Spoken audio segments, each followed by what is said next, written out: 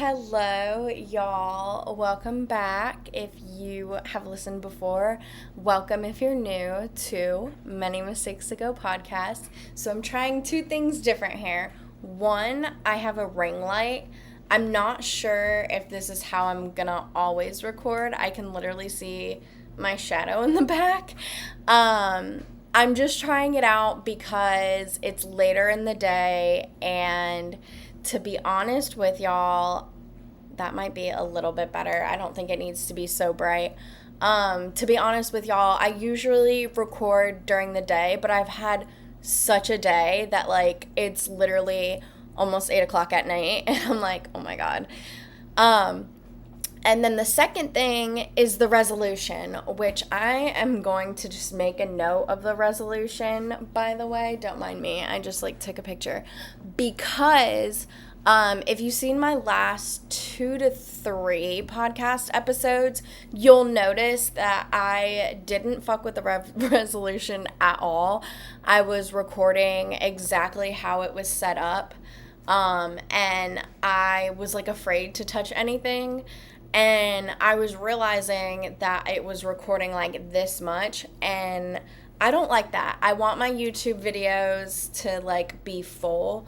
I don't know if I don't know how or if it affected Spotify that much. And then of course Apple is just audio only, so that's a whole different story. But for YouTube purposes, I wanted it to be full screen, ready to go, back to normal. Obviously, I'm learning and trying to figure stuff out since I now have a MacBook versus a Windows computer, so bear with me.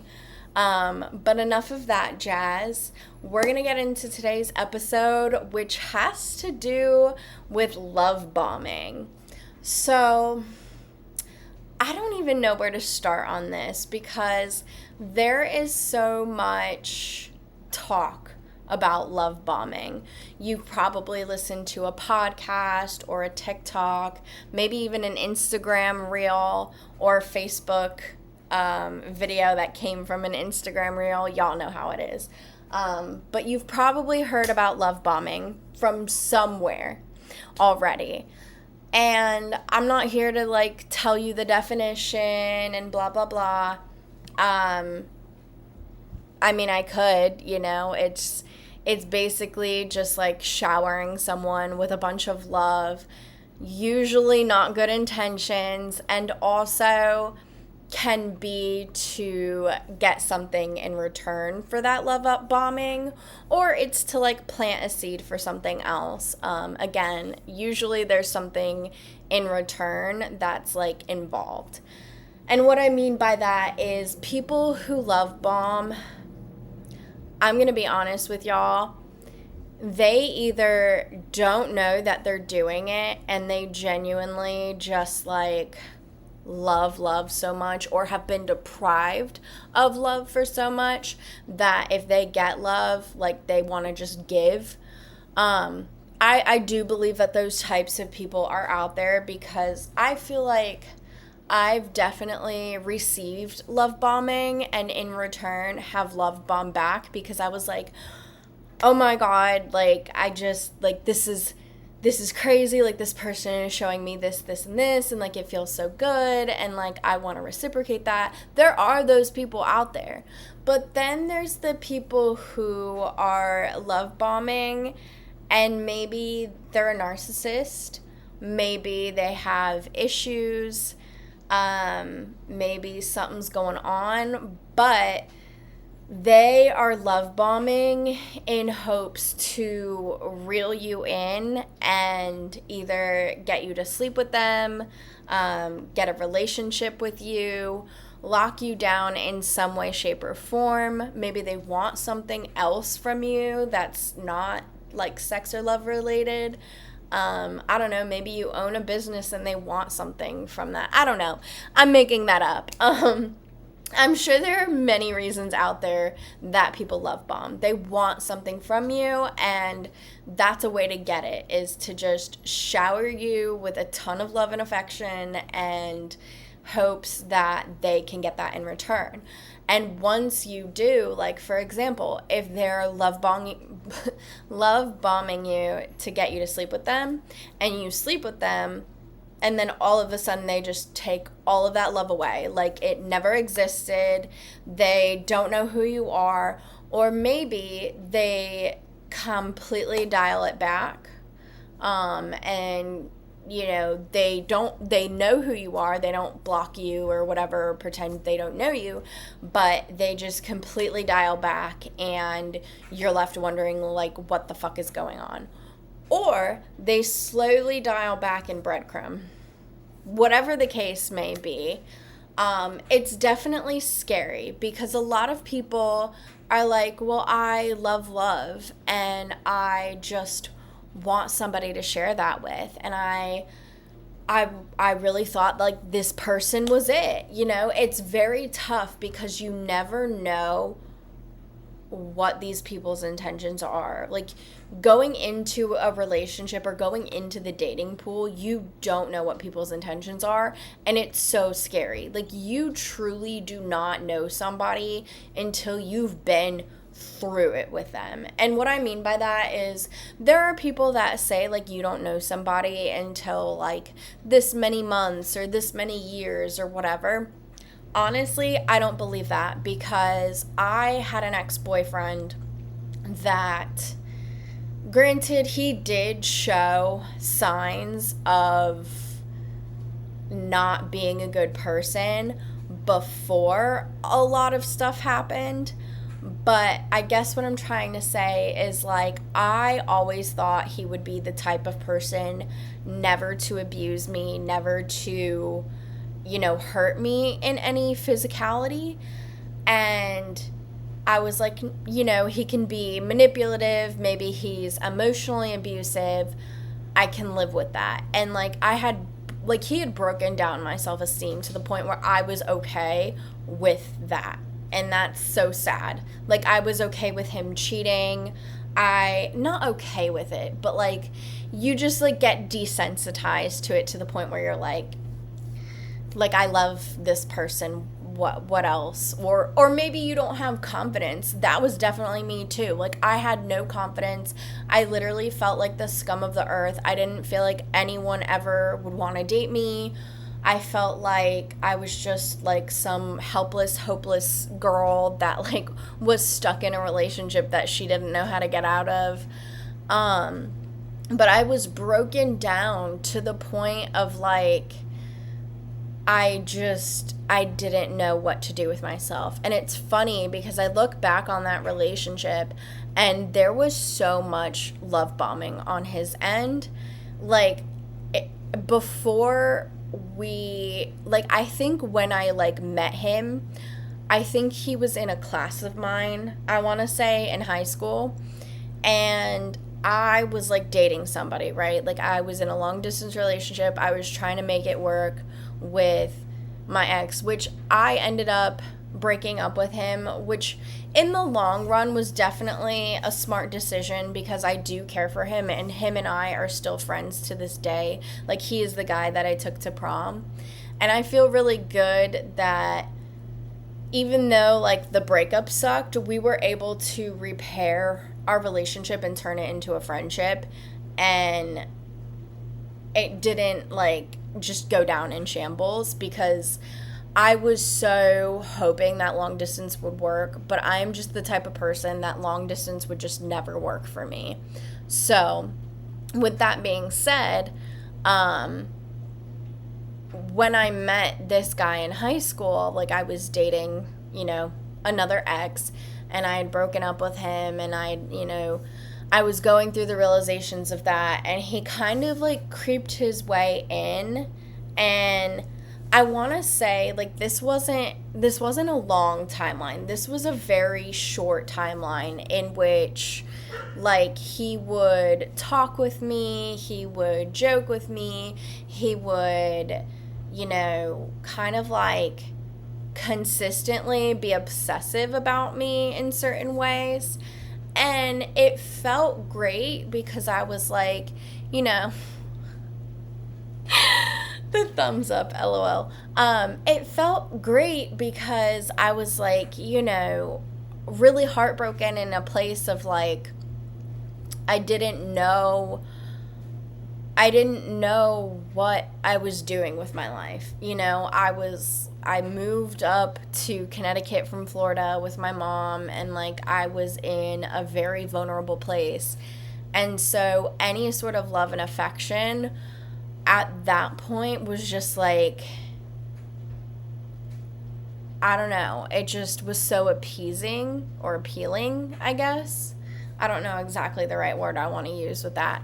But it just felt good because I was in such a dark place and I was going through so many different life changes and I didn't know how to handle them. So to have somebody in Connecticut where like I felt like they actually cared, I was like, this is cool, like this is nice. Like I literally had no friends, no nothing. Like I struggled, and I ate lunch in the nurse's office. Like I was definitely very isolated and very alone. And I kind of did that to myself in a sense because I was very like introverted. I was not the type of person to like talk to people, and it's very anxiety inducing, like very, very scary for me to like just chat up a conversation with somebody, especially because I came in my sophomore year, so like everybody already like made friends their freshman year. So I'm like trying like my hardest to like figure out what that's like. And what made it worse is that you could be friends with somebody, but you might not be in the same lunch wave. So if you're not, like, what do? You go sit by yourself? Like, I don't know. I was just very unstable at the time. And I want to say, like, it was very scary to do that. And I'm trying to recount my memory. It is very hard because I feel like I have PTSD, so with certain trauma, I have to pull out of the depths of my mind certain things because I've like buried them because I've wanted to forget them. So I may or may not recount things differently than how they actually happened, and I may or may not like completely have buried things so deep that I don't even remember that they happened. I've literally had people tell me, oh, remember this time when blah, blah, blah. And I'm like, I have no idea that even happened. And it's not that I'm trying to deny it. It's that I genuinely have buried things so deeply that like I forget. And it could be like even fun times. Like I've had friends, they say, oh, remember like when we like did this, and like fun things. It's not like I'm trying to like forget about things that actually happened that I need to take accountability for or something like that. Like it's genuinely usually like these amazing things, or like not even amazing, but like maybe I went for like a car ride and we went to this abandoned place and it was cool and we explored it or something, just anything. Like in a certain time zone, I like completely forgot certain things because my mind just wanted to bury it because it was associated with the person that gave me trauma. And so getting back into it, this ex, Alec, I'll name him for his name because I personally don't care anymore. I had gotten into a relationship with him, and I wish things would have been different. And obviously, I think that we live life for a reason. I think that everything happens for a reason. And even though I did suffer a lot of trauma in that relationship, I feel like it made me the person I am today. So I don't wish that I could take that relationship back, but I do in the same breath. And the reason I say that is because I spent 6 years on and off with him, and he had love bombed me. And then as soon as he got me, it was like things had changed. And, you know, there was a lot of lies, there was a lot of manipulation into being with me. You know, he had said that his ex had cheated on him and stuff like that, and it was very sad. And, you know, he was going through this breakup and blah, blah, blah. And, you know, he had kind of like given me little fake things, if you will, like white lies. And I had believed them because I didn't know. I had no idea who this person was. I just moved up here and this guy is chatting me up, and I was like, okay, cool, you know? And come to find out, I have no idea to this day if she actually did cheat on him. I'm not 100% sure. But what I can tell you is he 100% cheated on me with her. And he had also cheated on her with me. Because little did I know, he said that they were broken up and they were actually together. And he had started to chase me because I was this new hot commodity. And I didn't know this whole time. And I want to say a year or so later,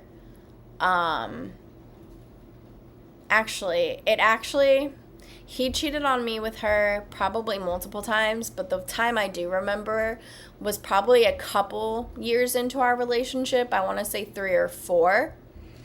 And he used the excuse that the reason that he talked to her was because his family and her family were friends, and she was asking about gifts for like the babies, the twins, because he had younger brothers and sisters, like I want to say 10 years, 10, 12, 15 years apart from him, that were like younger than him.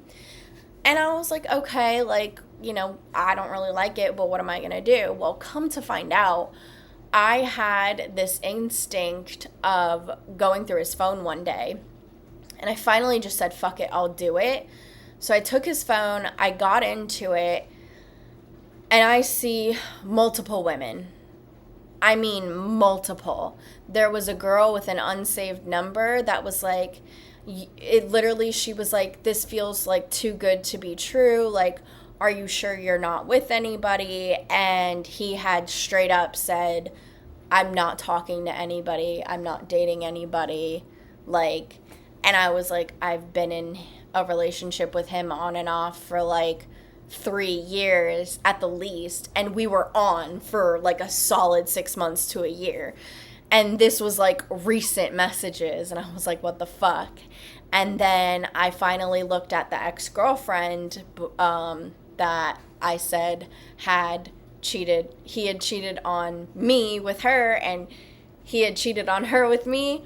Well, I looked through those messages, and the first thing I see is, your ass looks so good in that leggings, or those leggings. And I was just like, I don't need to see any more than that. I don't, and I don't want to.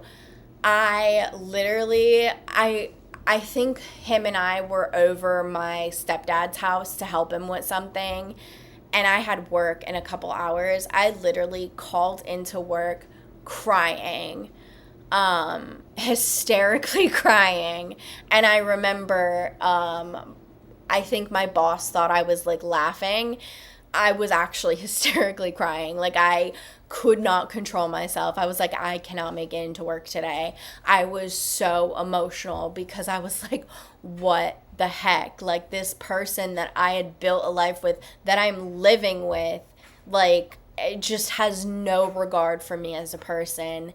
And the messed up part is that I let him treat me this way. And what I mean by that is, when we were in high school, about a year into our relationship, he broke up with me.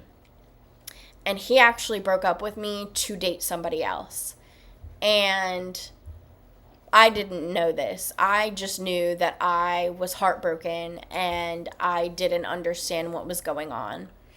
And little did I know, I find out later on that the girl that he's dating or broke up with me to date looks exactly like me, just like a year or two younger.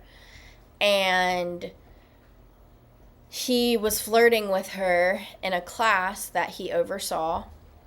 And she had told me that he had always given the impression that he was single. So that means that he was flirting however many women, however many times, beyond me. And I always took him back anytime he came crawling back to me. And that is where I went wrong. And the reason I say that is because every time I took him back, every time I forgave him, every time I said we can just restart, reset, pretend like things never happened, it made him value me less and less every single time. And it's so messed up because it almost reminded me of a toxic relationship where you would like wake up and you would say to the person like, let's have a good day today, honey. Like, let's have a good day. We can have a good day today, And it's so sad that that's what it reminds me of because I'm 100% sure that's happened at one point.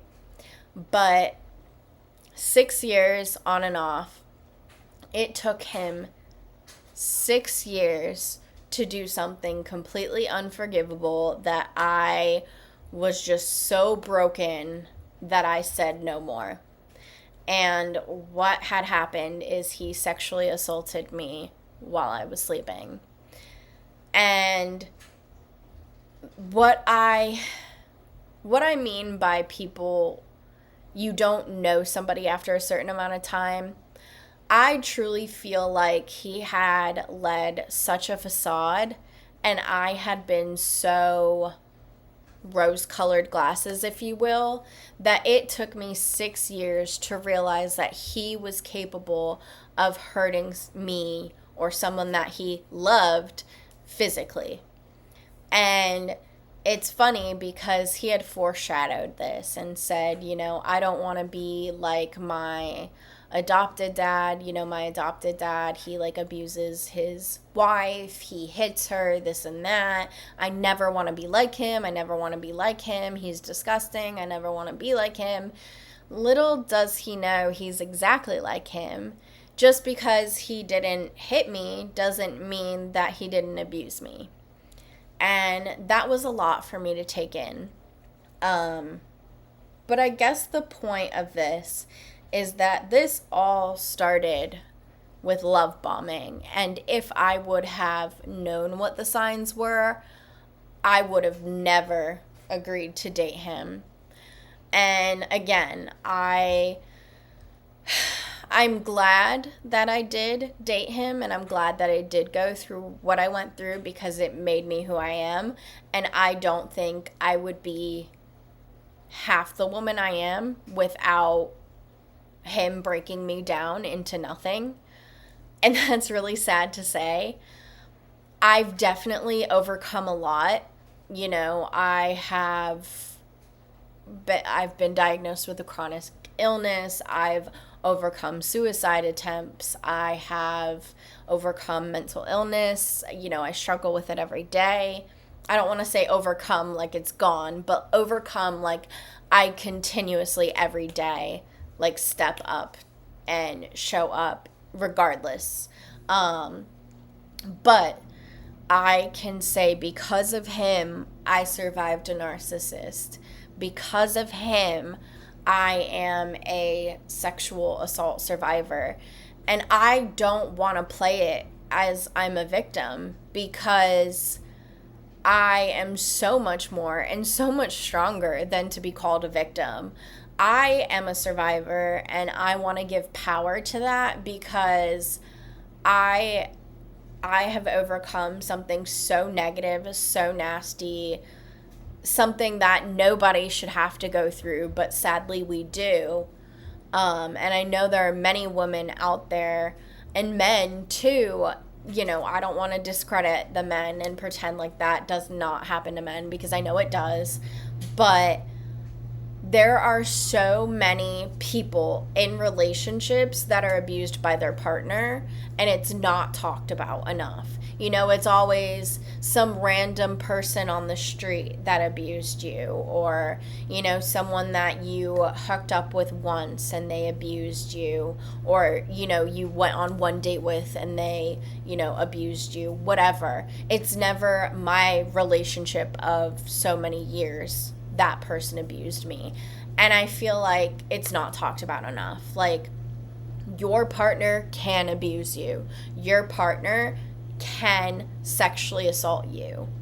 Just because you're in a relationship with them does not mean they have 24/7 full access to your body.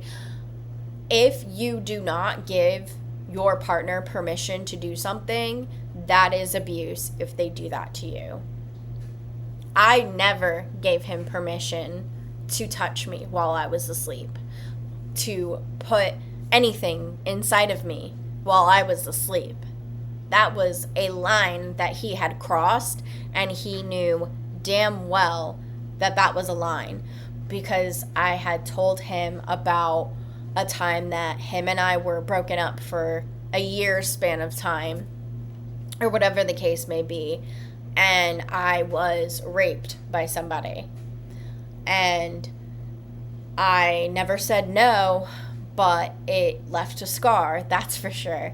And I think in his mind, he knew that the one way I would never forgive him was for him to hurt me. And it should not take that. It should have taken a conversation of, I don't want to be with you anymore, versus I'm going to sexually assault her while she's sleeping and hope that she breaks up with me and hopes that she can be the bad guy. It should not take that. It really shouldn't. And it's messed up. But I digress. The main point of this podcast is the love bombing and where it can lead, clearly. But the point is to spot love bombing early. And it's hard because you don't know if somebody is showing you love and affection because they truly do like you, or if they're showing you love and affection because they want something from you.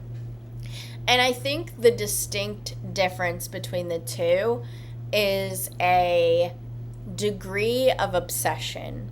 And what I mean by that is that there are people that love bomb you to a sickly point, and they're almost like obsessed with you, would kiss the ground you walk on.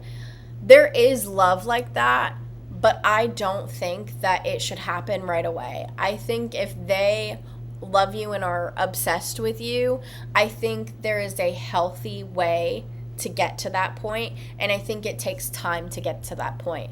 I think if somebody shows you that love and affection and they're obsessed with you and they would kiss the ground you walk on without knowing who you are as a person, without knowing your past, without knowing what you've been through, without knowing your heart and your soul and your goals and your dreams and your aspirations, if they don't know shit about you and they are love bombing you, run. I can say that my girlfriend and I did it right, because the reason I say that is because I think our love is a healthy amount of obsession, because I have shared with her like every possible thing I can think of. I shared with her my entire life story, and she shared with me as much as she's comfortable with her life story. And we have grown to love each other. We have grown to be obsessed with each other. We have labeled each other as my person. After being friends, after falling in love, after taking time. And maybe that time was short, yes, but we had consistently talked every single day and we have developed a friendship and developed a relationship from that friendship versus having that love bombing immediately. Like, I wasn't showing her love and affection immediately and, like, you know, immediately, like, telling her she's cute, she's this, she's that, she's everything. No, that didn't happen from the beginning. That took time. It was like these conversations that we had that were so deep, and we connected, and we slowly started showing interest in one another and saying, you know,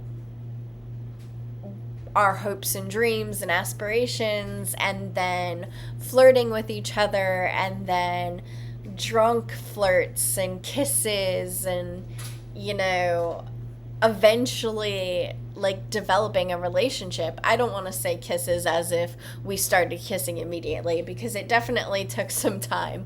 It was like these nervous moments of, like, I like this girl, but I don't know what to do.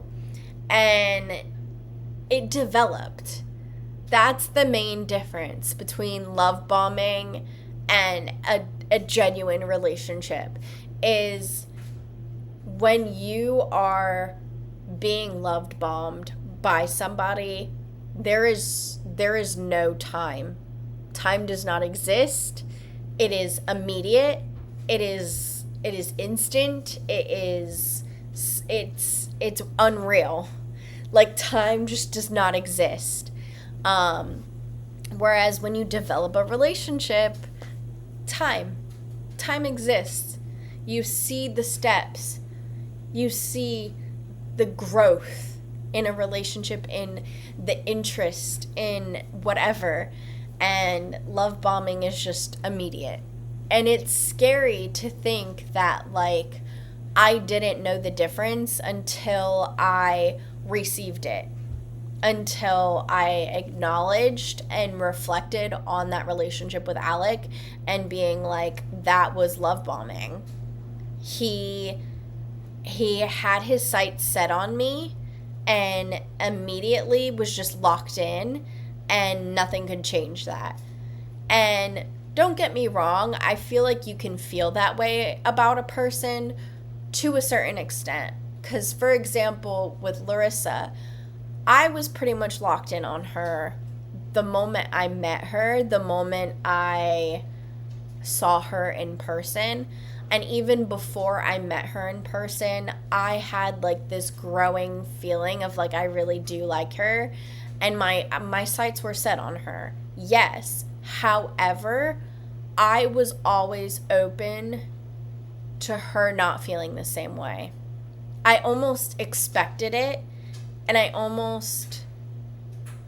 guess the difference is that I would have respected if she didn't feel the same way. Turns out she did, but there was this level of respect of, if you don't feel the same way, that's okay. I will still try to be your friend.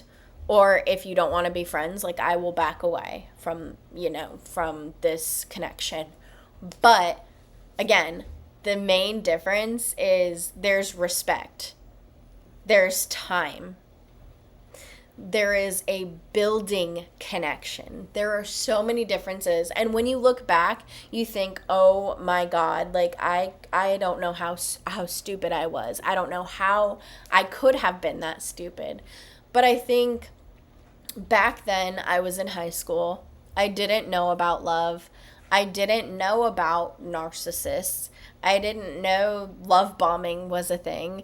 You don't know things until you learn about them. And in high school, it's like you think that this is just some developing thing when, you know, when you're in high school. Like, you don't know that these people can exist so young. And it's scary. And it's just amazing to me that, like, I went through that at such a young age. And I'm not saying that he, like, I don't want to label him a narcissist necessarily, because I feel like people just throw that around. But every time I look back at his behavior, every time I look back at who he was as a person at his core, and like what he perceived himself to be to other people versus behind closed doors, it was definitely narcissist behavior. And like, I'm not one to diagnose, but I can say that if he isn't, or if he's not a narcissist, there is something developmentally wrong. There is something mentally wrong, because you don't treat somebody that you supposedly love in that fashion. You don't abuse someone that you love. If you had an ounce of respect for me, you wouldn't have done that. And, you know, I pray for the women that he has dated, that he's currently dating. I don't know if he is dating somebody. I think he is. But I do know that the girl that he dated after me, we had a conversation, and from what I learned, he continued that nasty, disgusting behavior and took out on her so much hatred. And I feel for her, because he was just nasty to her. And God, it sickens my stomach that, like, I'm so thankful that, like, this was years later and that he never physically abused her. Like, that's what she had told me. And she was somewhat quick, if not, I'm not mistaken, to cut it off with him, because she noticed the signs in him. But again, I was in high school when I started to date him, so I did not know these things. And I think, and I hope that if you are watching this and you're questioning, like, I truly hope that, like, this gives you insight, because I didn't know, and that's why I continued that relationship with him. I was unaware of what was going on. I really didn't understand it. I just knew that reflecting on it, I see a lot more. You know, when I'm able to look back at that relationship and reflect on it, I see the abuse. I see the manipulation. I see the lies.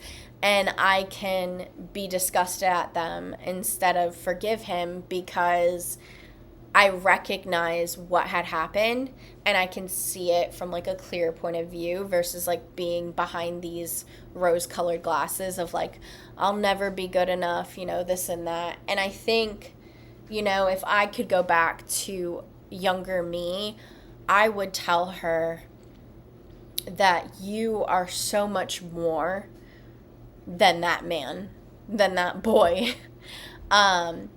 And the reason I say that is because a lot of people question their value and their self-worth, you know, when it comes to love bombing. And, you know, you almost crave it. You're like, am I good enough? Am I worthy of it? And it should be the opposite way. It should be, is he worthy of me? Is she worthy of me? Are they worthy of me? It should be putting it back on them, because you should be comfortable in yourself. And if you're not, you shouldn't be dating. And the reason I say that is because when we are in a vulnerable place, when we are craving love, when we are looking and searching for it, we are vulnerable to something that we should not be getting into. We're vulnerable to toxic relationships. We're vulnerable to love bombing. And I guess the best way I can put it is, before I dated Larissa, I was comfortable with being alone. I was not searching for a relationship. I did not need a relationship. And my standards were higher, that I was like, if I'm going to be in a relationship with somebody, it's going to be healthy. If I'm going to be in a relationship with somebody, I'm going to like who they are as a person, and they are going to check off certain things. that I am looking for in a person and in a relationship. It's not going to be me craving love and affection, and the first person who gives it to me is going to be the next person I'm in a relationship with. I'm not searching for and seeking that. I'm not desperate for love. I am giving myself love, and the person that I am with is going to be an added value of my life. And that was the biggest difference between when I dated Alec versus me dating Larissa. I had so much love and respect for myself that I waited for a partner who could show me love and respect and value. And I, to this day, know that I am going to try my hardest every day to be a good partner to Larissa. And I know that I'm not perfect. I know that she's not perfect. I know that we are going to get into fights, and I know that we might have some behaviors or past toxic traits, if you will, that we have to work on. But as long as we are willing to work on it for each other and be better partners for each other, this is my bond. And I'm so thankful for it, because if I had just dated anybody, I would end up with another Alec. If I would have not had my self-esteem built up, if I didn't work on myself, if I was desperate for a relationship, if I was desperate for love and affection, I would have dated another Alec. And I will never date another Alec ever again. And I hope that this podcast gives you motivation to stop searching, stop being desperate in love, stop falling for love bombing, because it can lead you to something scary. It can lead you to a manipulation. It could lead you, other manipulation, because love bombing is a manipulation tactic, in my opinion. But love bombing can lead you to a toxic relationship. It can lead you to abuse. And I'm not saying it's going to, I'm saying it can. And that's the scary tale that I'm trying to tell. I'm trying to give you guys what happened in my life so that you don't follow suit. Because this is Many Mistakes Ago podcast. If I am not giving you my life mistakes and showing you how I learned from it and showing you how you can learn from it, I don't know what I'm doing here, And I'm also using my current life as an example. Again, I am going to own up. I am not the perfect partner. I have shit to work on. I am not perfect. I struggle with certain things, and I hope that Larissa has the patience with me, and if she doesn't, I understand. But as long as she has that patience for me, I will work on being a better partner. I will work every single day to be the partner that she deserves, in hopes that she also does the same too. Not saying that came out wrong. Not saying that my working on myself is dependent on her doing the same, but rather I want to be a good person. I want to be a good partner, so I'm going to do that. And I also hope that she does the same. It's not dependent on one another, and it never should be. So, take with all of that what you will.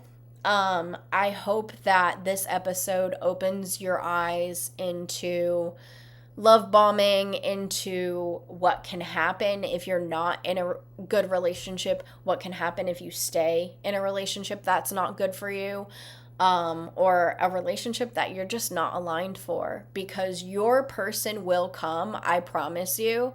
And I also promise you that that person is not going to be shown to you when you're desperate for love. It won't. And the reason I say that is because we attract people in the energy that we're in.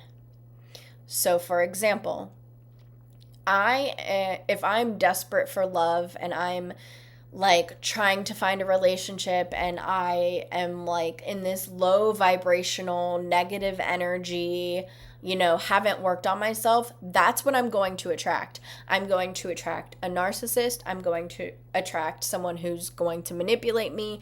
I might attract somebody who is also low self-esteem and struggling with themselves. I'm going to attract people that haven't worked on themselves. I'm going to attract the level that I'm at. However, if I give up looking for love, looking for a relationship, and start focusing that inward, working on myself, making sure I love myself, making sure I am a good person, making sure I whatever I was looking for externally, making sure that I'm working on it internally, and then open myself up for a relationship. And not saying like I'm going to search for it, but just being open to the idea of love again after working on myself. That is when the high vibrational people will come in. I'm going to attract people that have focused on themselves. I'm going to attract people that want the same things, that are at the same level as me. And it is a little crazy because Larissa and I met in such a weird circumstance. She was getting off of a relationship and I had been out of a relationship for at least, 6 months to a year. Or even, I should say, even talking to people, really. Because I was talking to somebody when Larissa and I kind of met, but I had been out of like a serious relationship for a good minute, And I think that we had attracted each other, and we're not perfect. So we're not like these high vibrational people that are just like this perfect. First of all, let me get this straight. Perfect does not exist. I mean, it does, but like, we're human, right? So this high vibrational, low vibrational, we're going to meet somewhere in the middle. I am still working on myself. I'm not perfect, but I am not down here. And that's okay. That's where we want to be at, ideally, because I'm not going to set this expectation of perfect and try to reach it, because it's just going to drive me crazy. I'm going to set the expectation that I'm not perfect, but I'm going to try. I'm going to be a good person. I'm going to try my best and hardest to work on myself, to be a good person, to have good morals and values, all of that, right? That is all that I can ask of myself, is to just have the expectation of being a good person and follow suit with that. I'm not going to set the expectation of being absolutely perfect, never does anything wrong, never makes mistakes, because that's just unrealistic. I know I'm going to make mistakes, but I hope that whatever those mistakes are, that they're not mistakes that I've already made, and that whatever those mistakes are, if they impact somebody, I hope that I learn how to remedy and fix that and never do that again, and learn from that mistake. That is where I'm at in life, and I think that I hope that, everybody is kind of on the same page. Like, if you're listening or watching this, that you are in the same boat. You're not perfect, but you want to be a good person and you want to work on yourself, and you'll do whatever it takes to get there. You will do therapy, you'll do shadow journals, I should say. I don't know why I said shadow book. I have shadow journals, I journal, I read, I reflect, and that's all we can really do, is go to therapy, take time for ourselves, journal, do shadow work, go on medications if we find that we have a mental illness that needs medication or requires it, if we're open to medication, because I know there are people out there that are not open to medication. I'm the type of person that I have medication that I take daily for diabetes and hypothyroidism, and I'm really not, if I can do the work myself and not be on medication, that's definitely the goal. However, if I do need that medication because it helps me in some way, shape, or form, then yeah, I will be on it. For example, depression. If I am suicidal without medication, I will absolutely be on medication. I think that's important. But I do know that there are people out there that if they could avoid being on medication, that they would. And I get it, because not everybody wants to rely on medication 24/7, and it sucks. I want to do the inner work. I want to find that point without having to take a pill. And I've definitely grown, and I've definitely accomplished certain things to where I'm not on any sort of medication, but I have to continuously do the work to make sure that I don't need the medication, if that makes sense. So, like, for example, I need to continuously do the work to make sure I'm not suicidal, to make sure I don't have those thoughts and I'm not following through with them. Do the work daily and make sure that I can be a functioning human being off the medication, that I don't require it. I hope that makes sense. I feel like I'm, like, talking and not making sense, and I don't know if that's, like, again, like an ADHD thing. I have so many questions about what goes on in my brain and if I do have mental illnesses that aren't diagnosed. But I digress. Therapy is a thing. I actually do need to look for somebody new, and it's so weird that I keep saying that because I keep putting it off. And I guess this is my sign to not, because I've been diagnosed with PTSD and I've went to therapy for it.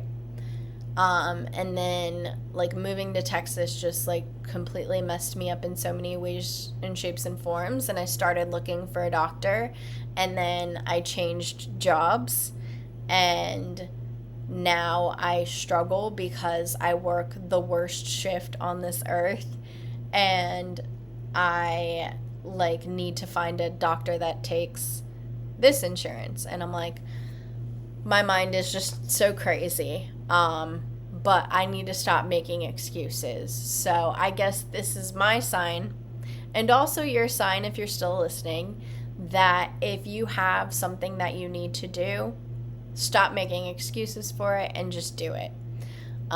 With that being said, I am going to research therapists.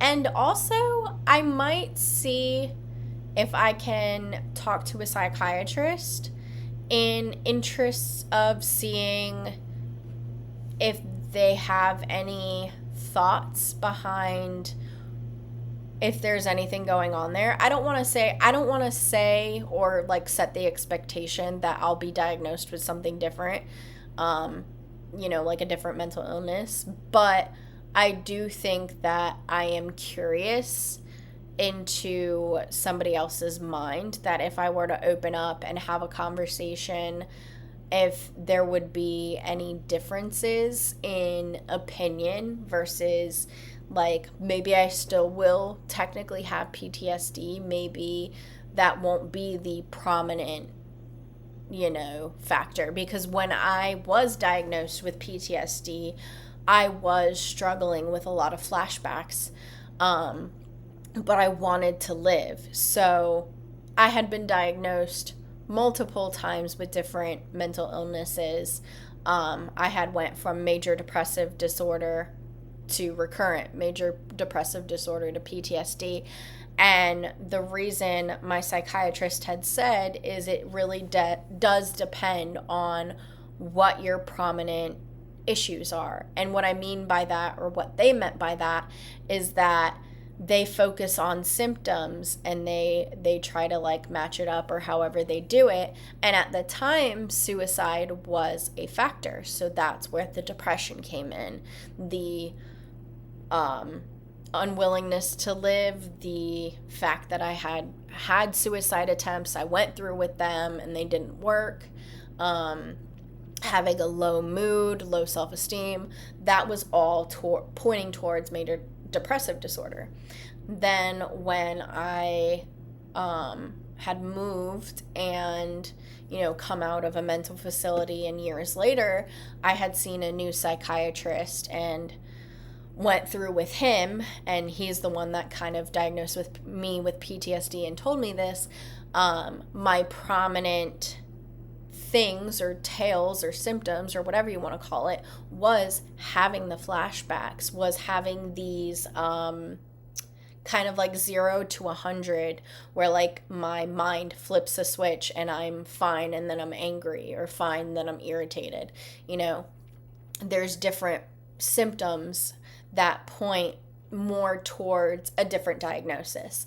So I think now that it's been about 2 to 3 years since that PTSD diagnosis, I would like to meet with somebody new and kind of get a baseline or a different opinion. Not to say that that he was wrong, because I don't think he was wrong. I do think I have PTSD. I do think I struggle.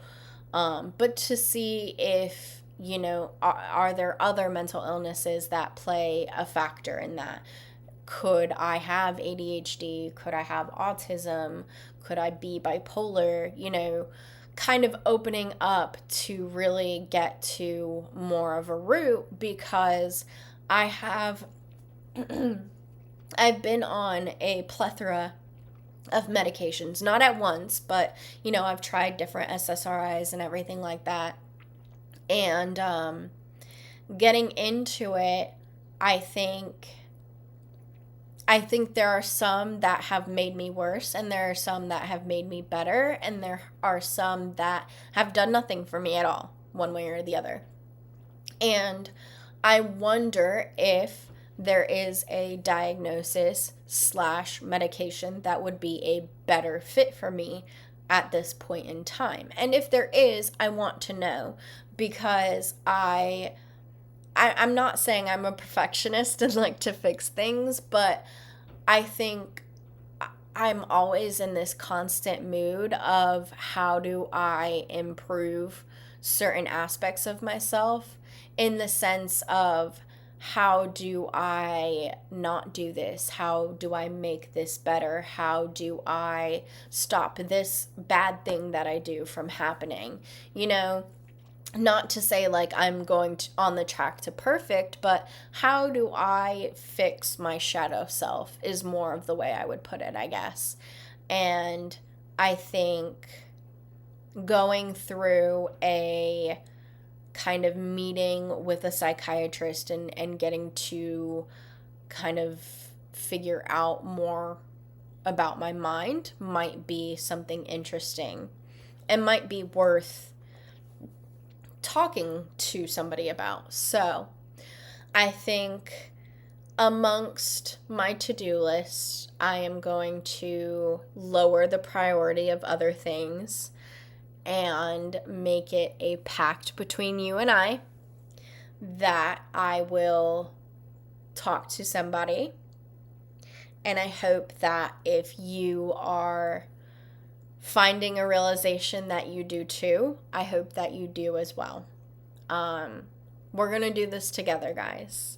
It's scary because I don't know what's going to come of it, and I know that you're probably scared too, and I hope that you can find comfort that you're not alone, because I am 27 years old, and I think everyone can benefit from therapy personally.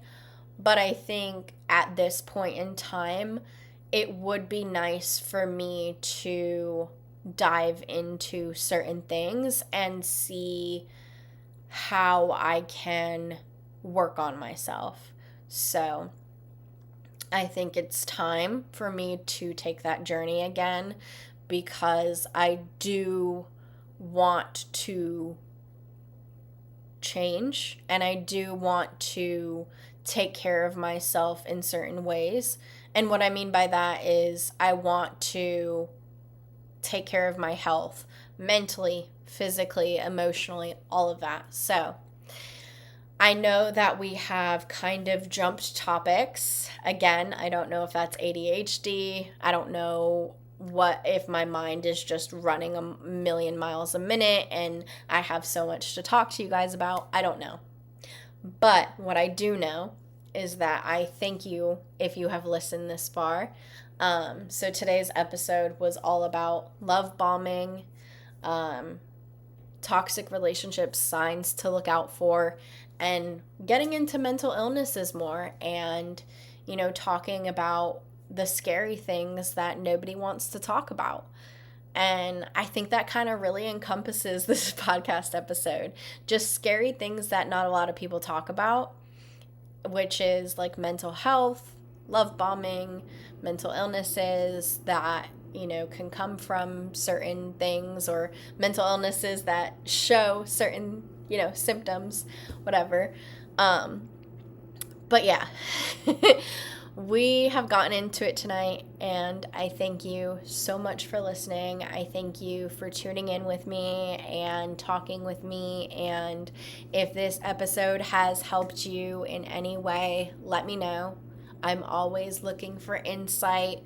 I want to make this more geared towards helping you guys, but at the same time, I sometimes feel like these are therapy sessions, and I don't mean for them to be.